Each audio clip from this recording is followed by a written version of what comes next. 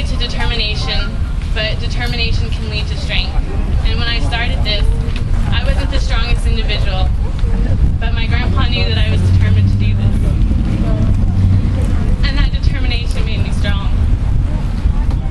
There are so many people to be thankful for, whether it's the Gord Society, who has stood by me every day, whether it's the riders behind me that, even though I was always in last, every single rider behind me rode with me. And the most memorable thing to me was when we were training before we left. I'd done a lot at home, but it was mostly flat. And the first big hill I was going to tackle was Park Hill. And it seemed insurmountable to me. And Kai and Sarah were at the back with me.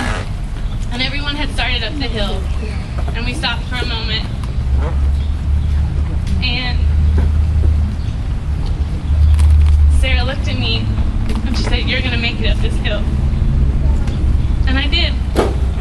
And I made it up every other single hill that I went on this trip. And it taught me that life is just one big mountain. That there are a lot of people that'll say you can't do it when you're looking at a huge feat in front of you. But when you're at the base of that mountain, the people that are by your side aren't the ones that said you couldn't do it. The people that are by your side are the ones that believed in you. And they're the ones that go up that mountain with you. And every pedal is hard. But when you get to the top, there's no feeling like standing on top of that and looking back down and knowing that you did something. Everyone asks if this trip was as hard as I thought it was going to be. And it was.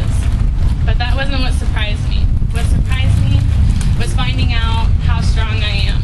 That when your body says you can't do this, it really can. You just got to tell it that it can. This trip has shown me how strong I am.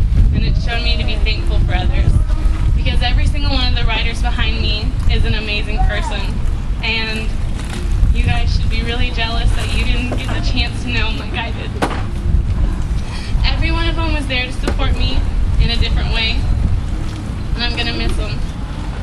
In Cherokee, we don't have a word for goodbye. We say, "Donada go ha'i," which means until we meet again. So I'll never say goodbye to my Remember the Removal family. I'll see them again.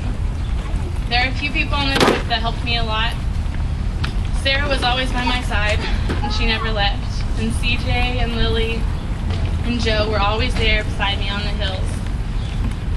But most importantly was Taylor.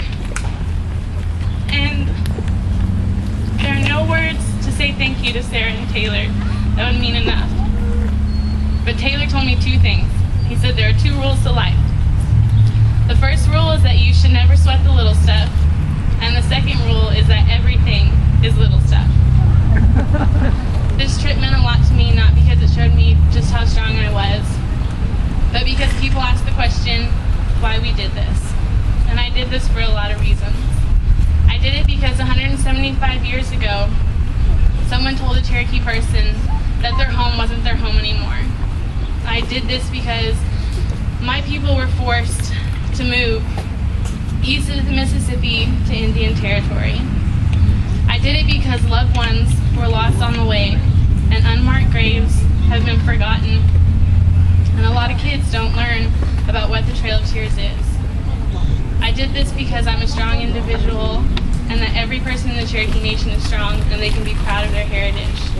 I did this because I'll never forget. What up?